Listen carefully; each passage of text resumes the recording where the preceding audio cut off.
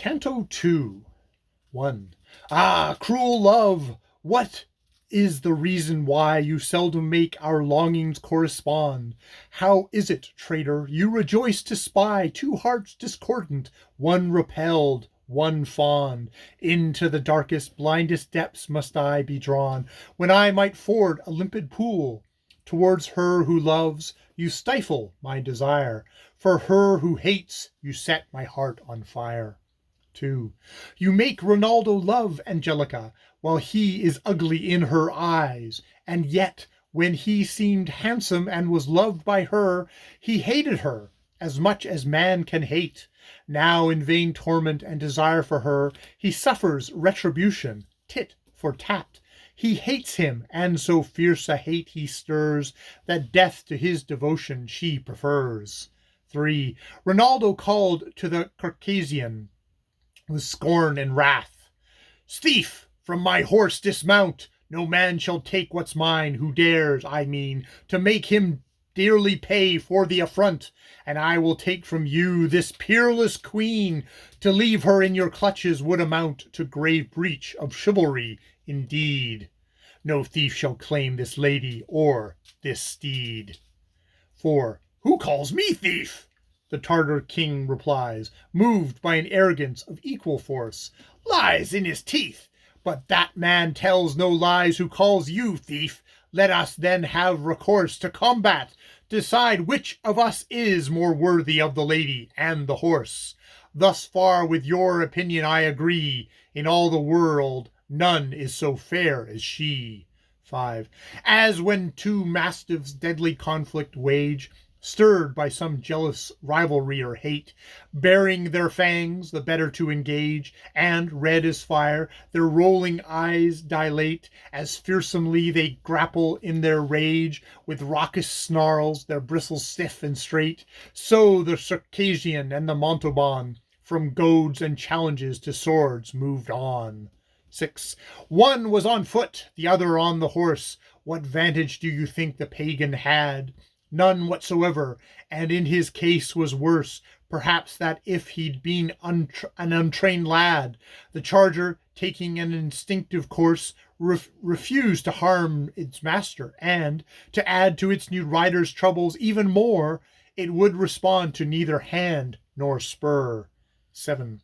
He tried to urge it on. The horse stops dead. He tugs the reins. It breaks into a trot.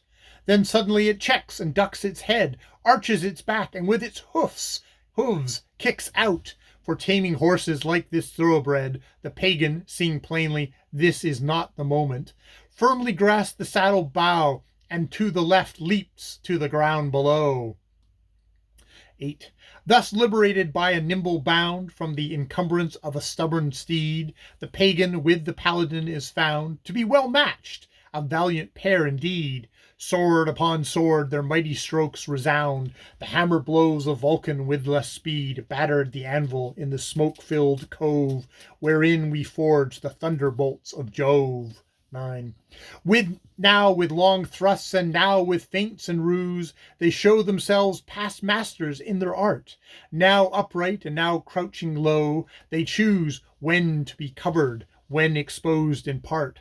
Now they gain ground a little, now they lose, returning blows, or else from blows they dart, whirling around, and where the one gives way, the other presses home without delay. 10. Behold, with sword upraised, Ronaldo run, and all his might against the pagan fling, who looks to safety from his shield of bone. Fine steel, well tempered, is its armoring.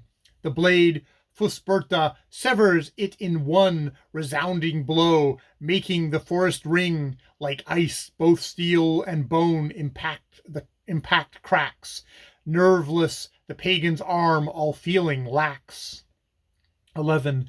The timid damsel noted with dismay the dire effect resulting from this shock. From her fair cheek the color ebbed away, as when a man condemned surveys the block. She saw she must depart without delay, or else accept what fate now held in stock, to be the prize of one whom she abhorred, while she by him was ardently adored. 12. Along a narrow track then, turning tail, she galloped where the forest was most dense. Behind her many times, her face yet pale, she glanced, fearing to see in her suspense Rinaldo close behind upon her trail. A hermit she encountered not far hence, his beard extending halfway down his breast, and all his air a saintliness suggest. 13.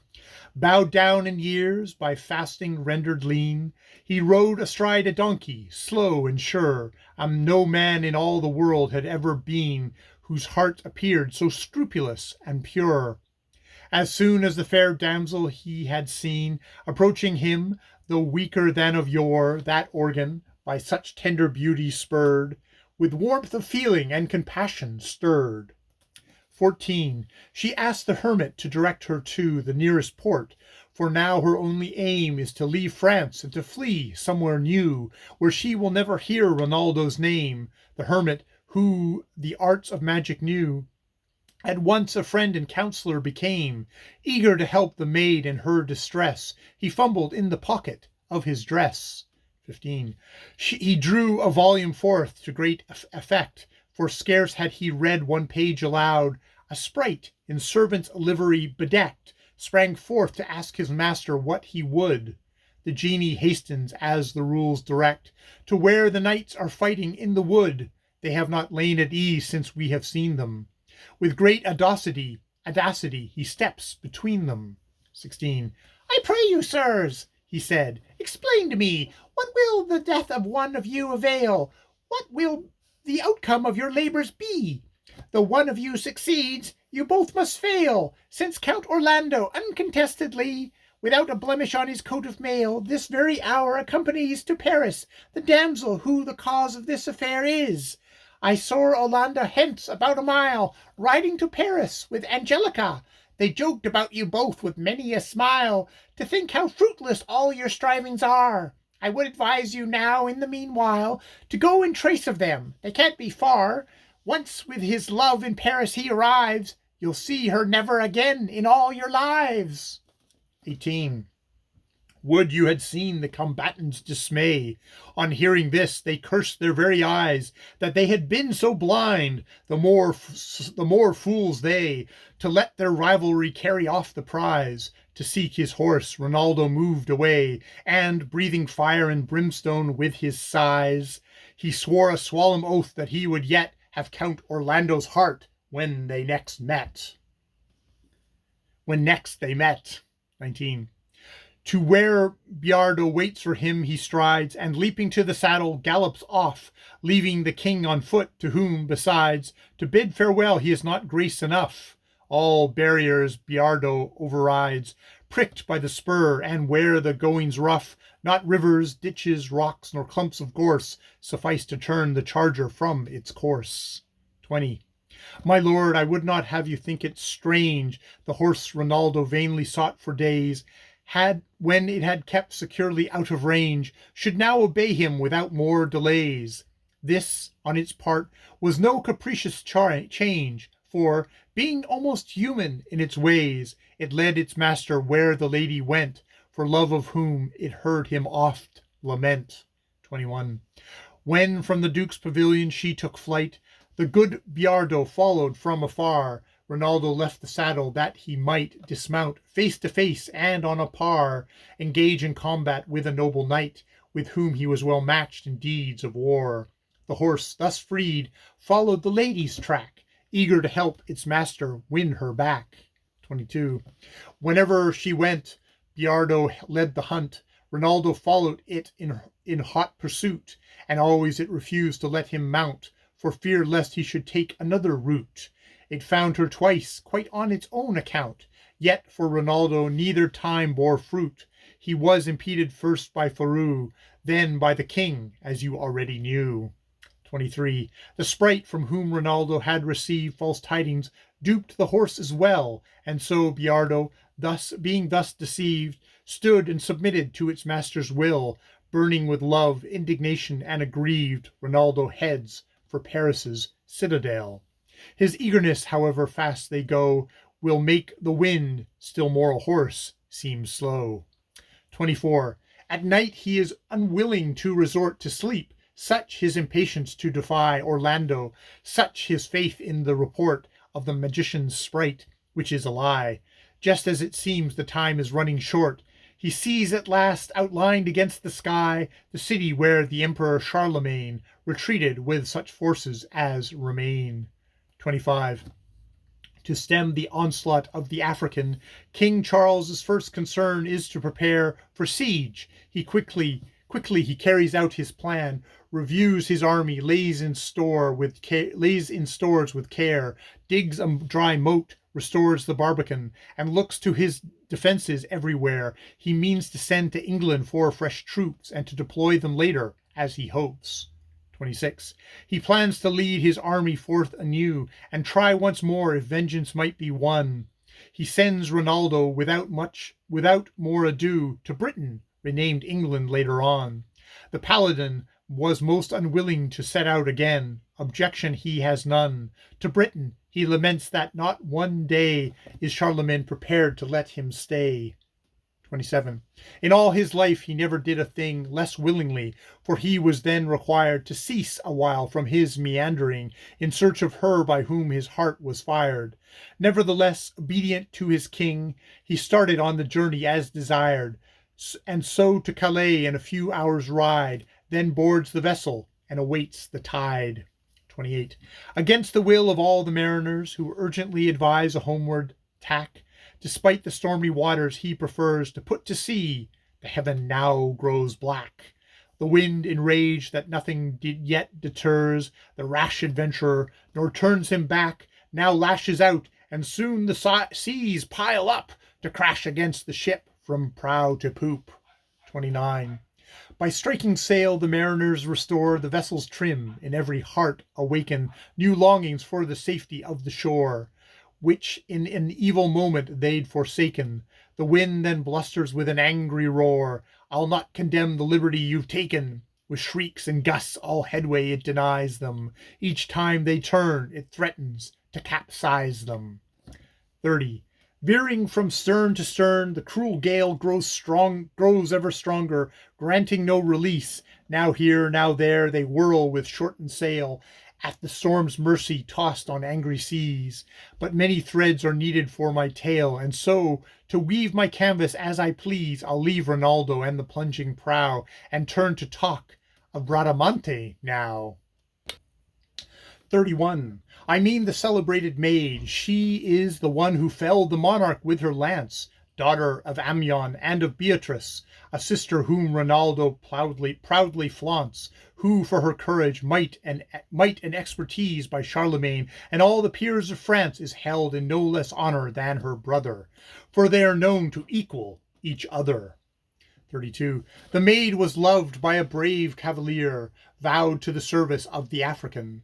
He was the scion of the old Rogier, by Agalante's daughter, who such pain and sorrow suffered from no cruel bear or lion sprung. The maid did not disdain the love of such a knight, although their fate once only has permitted them to meet. 33. He shares his father's name and pedigree, and now in search of him she goes her way, as safe, though unescorted, as if she 1,000 squadrons had in her array. When she had fought Circassian's king, and he had kissed our ancient mother, as men say, she crossed a wood and afterwards a hill, then came at last upon a lovely rill. 34. A stream which through a water meadow flows, where age-old trees provide a grateful shade, with pleasing murmuring invites all those who pass to drink and linger in the glade, while to the left a hill with terraced rows gives shelter from the noonday sun. The maid, turning her lovely eyes upon the scene, a cavalier reclines there, has seen. 35. Alone and silent, with a pensive brow, reposing in a shady grove beside a green and flowery bank, he watches how the limpid crystal waters slowly glide. His shield and helm are hanging on a bow. His charger to the tree is also tied. His eyes are moist with tears, his face held low, and all his air betokens grief and woe. 36. The longing we all harbor in our heart to learn about another man's affairs urges the maid to ask him to impart the reason for his sorrow and his cares. He willingly relates the whole from start to finish, and his troubles with her shares. For from her noble bearing at first sight, he takes her for a truly valiant knight. 37. And he began, "Good sir, as I was leading my troops of cavalry and foot to where King Charles was camped, the Moors advanced impeding, and as a lady I escorted there, for whom, alas, my stricken heart is bleeding, close to Rodens, I noticed in the air a knight in armor on a horse with wings, wheeling in wide and then decreasing rings." 38. This thief, whether he was a mortal being or an infernal fiend, I cannot say, my lovely and beloved lady seeing, as when a falcon swoops to seize its prey, dropped like a plummet, and the soldiers fleeing, the startled damsel snatched and bore away. The whole of this assault escaped my eyes until I heard her calling from on high. 39. So the rapacious kite swoops down upon the helpless chick which flutters near its dam. For all her squawks and flapping, when it's gone, she cannot call it back, the poor bedlam. Likewise, how can I hope to follow one who flies, hemmed in by mountains as I am? Among such rocky paths my weary horse with laggard steps plods a reluctant course. 40. But, like a man who would have suffered less if from his breast his heart had cruelly been torn, I left my army leaderless to face whatever was its destiny. By paths less mountainous in their access, I went wherever love directed me, hoping to find where the rapacious thief had carried off my lady, to my grief. 41. For 6 long days I journeyed, morn till night, through desolate and unfrequented places. There was no path, no track, as far as sight could reach, nor evidence of human traces.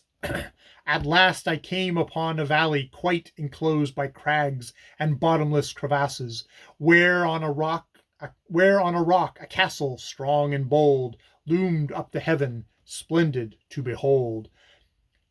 42. From far away it seemed to glow like flame. No glaze, no marble has such radiance. When nearer to the shining work I came, I saw the marvel of its walls at once. I knew the demon masons of ill fame, with incense exhalations and weird chants, had clad the castle walls with finest steel, forged in the fires and chilled in streams of hell. 43. The steel of every tower shines so bright, no rust defigures it, nor any stain. The robber scours the country day and night, for in his fort immures himself again.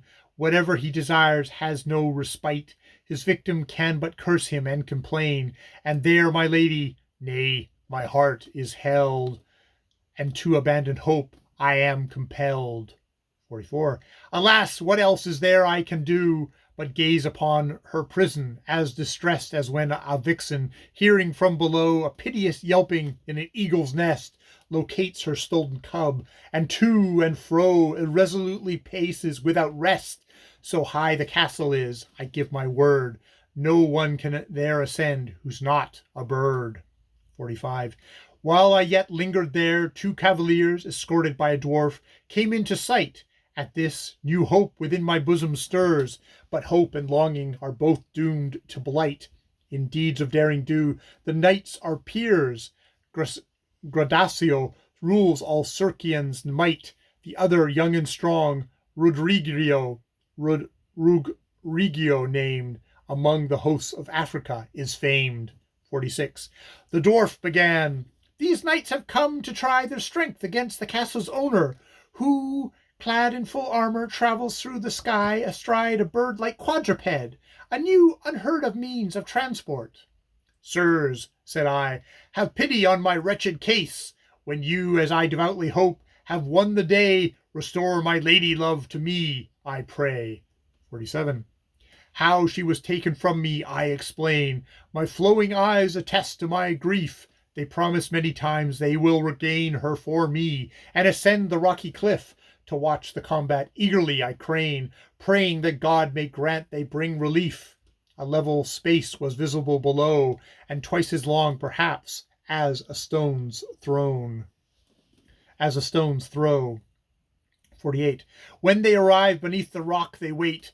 Both had desired to open combat first, but now, whether it be quirk of fate, or that the young Ruggiero ceased to thirst for precedence, the walls reverberate to the Cicerone's horn. The portals burst asunder as the haughty challenge brings the knight in armor on the horse with wings. 49.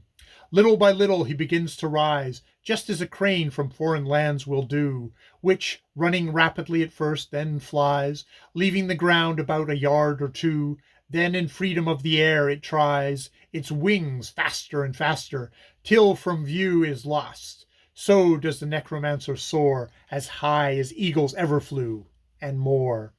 50. When he thought good, he turned his horse's head. With pinions closed, it hurtled from above, as when a well-trained falcon drops like lead upon a rising sheldrake or a dove. And with his lance in rest, inspiring dread, with horrifying noise, the air he clove. Gradasso this descent had scarce perceived, when on himself the onslaught he received. 51. His lance upon him the magician broke. In vain Gradasso beat the empty air, for, flying yet, the horse of which I spoke had quickly borne aloft the cavalier. Such was the impact of the mighty stroke, it forced to earth the haunches of the mare. For on an Arab mare Gradasso rode, the finest mare that ever man bestrode. 52. Up to the stars the flying charger bears the knight who, in a flashing descending, deals a blow that takes Ruggiero unawares. Intent upon Gradasso's plight, he reels beneath the shock. His horse no better fares, and backward moves. Then, as Rodrigo steels himself to charge full tilt in a reply, there is his foe above him in the sky. 53. Now on Gradasso, now Ruggiero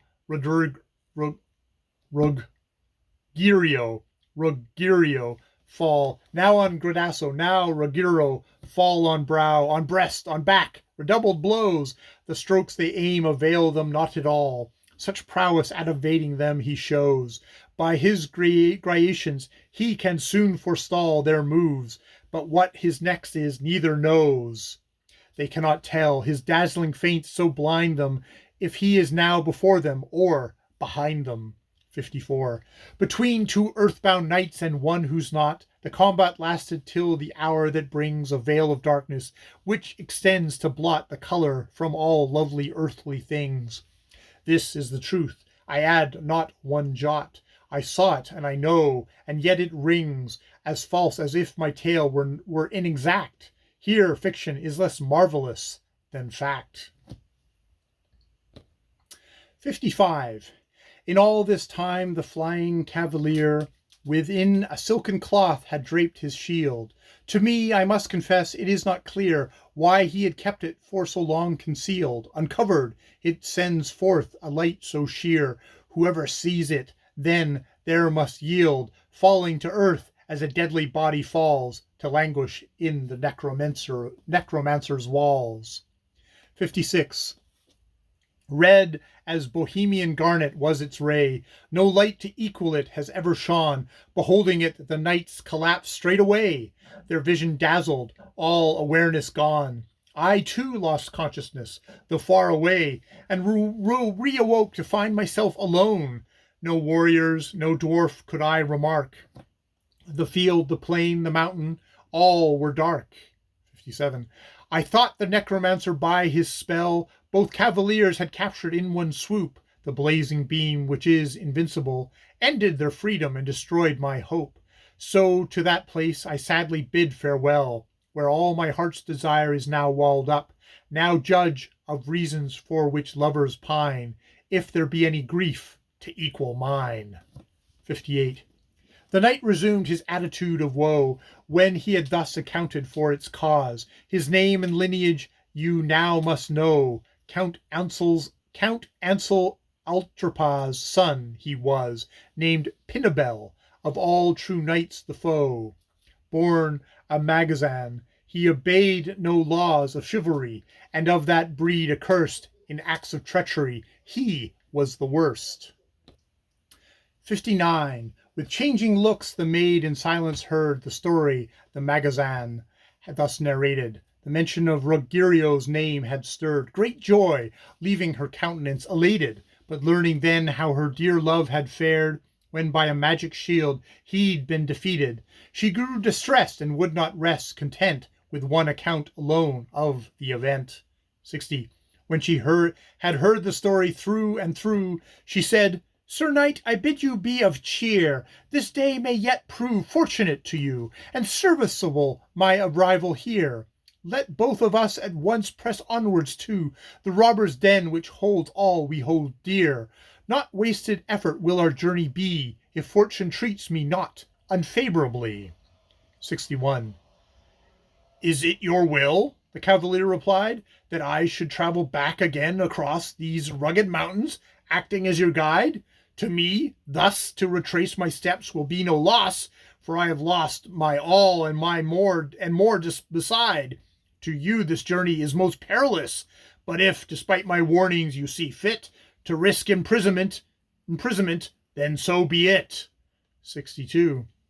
Thus having spoken, turning, he remounts his steed and guides the maid along the course she's chosen for Ruggerio's sake. She counts as not the risk of capture or of worse. As they pursue their journey, all at once they hear behind them, shouting himself hoarse, a messenger who calls to them to wait. It is the envoy we have seen of late. 63.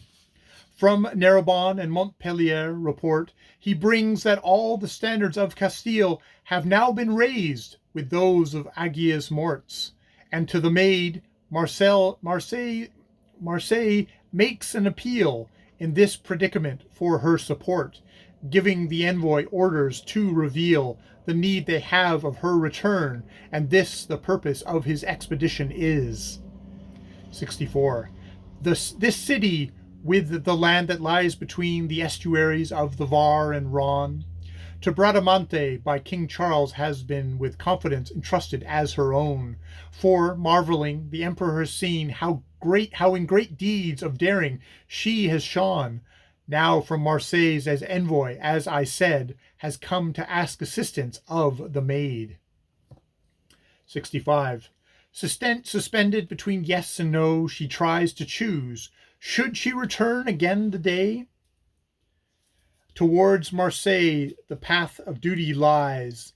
The flame of love urge her another way.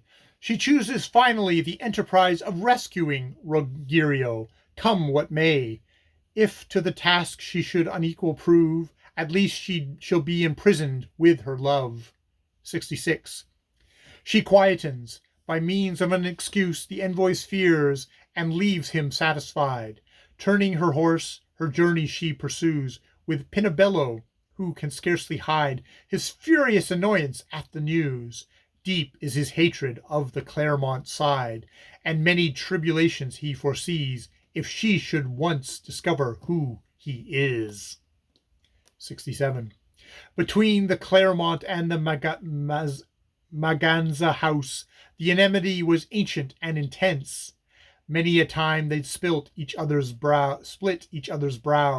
The toll of blood between them was immense. And so in his black heart the villain vows that on the first occasion fate presents, he will betray the unsuspecting maid, and leave her unescorted without aid. 68. And, by concentrating on his evil scheme, in hate and fear so deeply did he brood, that he mistook the way as in a dream, and woke to find himself in a dark wood. There, in the very center, facing him, its peak a naked flint, a mountain stood, and she whose father was the Duke Aemon, keeping her guide in sight, still followed on. 69. This is the moment now he now thinks, to try to rid himself of her who seems a knight. Before the sun, he said, has left the sky, we ought to seek a shelter for the night. Beyond this mountain, in a vale near by, a splendid castle stands, if I am right. Wait for me here, while to the naked rock I now ascend, and with my own eye look. 70. With this, along the lonely mountain slope, he pricked his charger to the topmost peak, and, looking round about him in the hope of finding, in that desolate and bleak terrain, a corner where there might be scope to play his cruel game of hide and seek, he came upon a caravan, dark and deep, for 30 yards descending, sheer and steep. 71. There was a spacious portal far below, which to a larger chamber access gave. From the interior shone forth a glow, as if a torch lit up the mountain cave.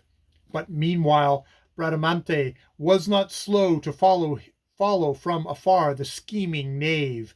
Fearing to lose him if she stayed behind him, she clambered to the cavern's mouth to find him. 72. And when the traitor knew his first design for all his careful plans would be in vain, to kill or leave her there, or to combine two such betrayals, he began again to weave a strange new scheme. First, to refine his treachery, he hastened to explain that in that deep and dark and hollow place he glimpsed a damsel with a winsome face. 73. From her fair aspect and her costly gown, she seemed of noble and of high degree, but by her attitude of grief she'd shown that she resided there unwillingly. When, to learn more about her, he'd begun the steep descent into the cavity, her captor from the inner chamber stepped and forced her back again, for all she wept. 74. Fair Bradamante, who's as credulous as she is brave, believes his every word. She longs to be of help, but perilous she knows descent will be without a cord. Then on an elm tree she sees pendulous a long and leafy branch. With her sharp sword she quickly cuts it from the parent bole and lowers it with care into the hole. 75.